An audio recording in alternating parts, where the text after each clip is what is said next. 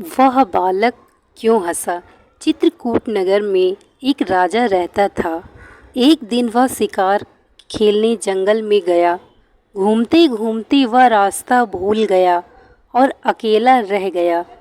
थक कर वह एक पेड़ की छाया में लेटा कि उसे एक ऋषि कन्या दिखाई दी। उसे देखकर राजा उस पर मोहित हो गया। थोड़ी देर में ऋषि स्वयं आ गए। ऋषि ने पूछा, तुम यहाँ कैसे आए हो? राजा ने कहा, मैं शिकार खेलने आया हूँ। ऋषि बोले, बेटा, तुम क्यों जीवों को मार कर पाप कमाते हो? राजा ने वादा किया कि मैं अब कभी शिकार नहीं खेलूँगा।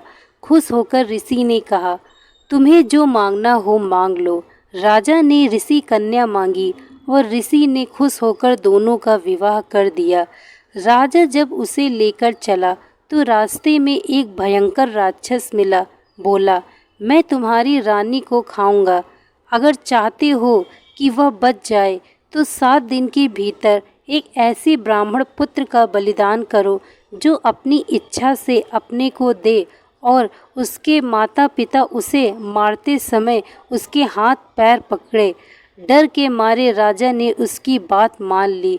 वह अपने नगर को लौटा और अपने दीवान को सब हाल कह सुनाया। दीवान ने कहा, आप परेशान ना हो, मैं उपाय करता हूँ।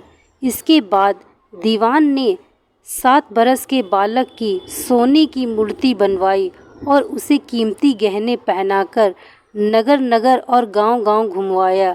यह कहलवा दिया कि जो कोई 7 बरस का ब्राह्मण का बालक अपने को बलिदान के लिए देगा और बलिदान के समय उसके माँ बाप उसके हाथ पैर पकड़ेंगे, उसी को यह मूर्ति और 100 गांव मिलेंगे। यह खबर सुनकर एक ब्राह्मण बालक राजी हो गया।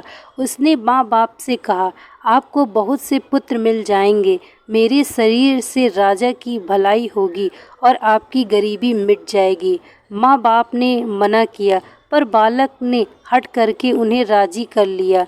माँ बाप बालक को लेकर राजा के पास गए। उन्हें लेकर राक्षस के पास गया। राक्षस के सामने माँ बाप ने बालक के हाथ पैर पकड़े और राजा उसे तलवार से मारने को हुआ। उसी समय बालक बड़े जोर से हंस पड़ा। इतना कहकर बेताल बोला, हे राजन, यह बताओ कि वह बालक क्यों हंसा? राजा ने फौरन उत्तर दिया, इसलिए कि डर के समय हर आदमी रक्षा के लिए अपने माँ बाप को पुकारता है। माता पिता न हो तो पीड़ितों की मदद राजा करता है। राजा न कर सके तो आदमी देवता को याद करता है। पर यहाँ तो कोई भी बालक के साथ न था। माँ बाप हाथ पकड़े हुए थे। राजा तलवार लिए खड़ा था और राक्षस भक्षक हो रहा था। ब्राह्मण का लड़का परोपकार के लिए अपना शरीर दे रहा था। इसी हर्ष से और अचरज से वह हंसा। इतना सुनकर बेताल अंतर्ध्यान हो गया और राजा लौटकर फिर उसे ले आया। रास्ते में बेताल ने फिर एक नई कहानी सुनाई। Thank you.